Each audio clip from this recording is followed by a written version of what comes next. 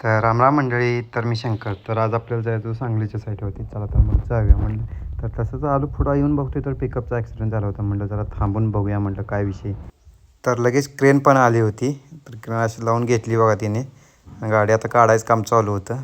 तर फायनली गाडी वर काढली बघा अशी. तर गाडीचं काही एवढं नुकसान झालं नव्हतं. तर नुसता मागच्या साईडचा पत्रा चेपला होता.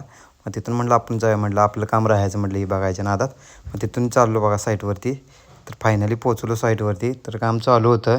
तर आपल्याला इथलं काम आवरून लवकर घरी जायचं होतं, कारण आज होळीचा दिवस होता.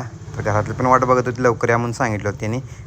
फायनली कामं आवरलं आणि आता म्हटलं जाऊया म्हटलं, दुसऱ्या साईटवर काय आता जायचं नाही आपण म्हटलं, कारण वेळ झाला होता. आलो फायनली घरात. तर होळी अशी पेटवलेली होती पहा. आणि आमचा कार्टून पण होता. कार्टून म्हटलं मी आज लय बोंबलणार आहे म्हटलं. बरं बाबा म्हटलं बोंब. तर तुम्हाला आजचा ब्लॉग कसा वाटला नक्की कमेंट करून सांगा. थँक्यू.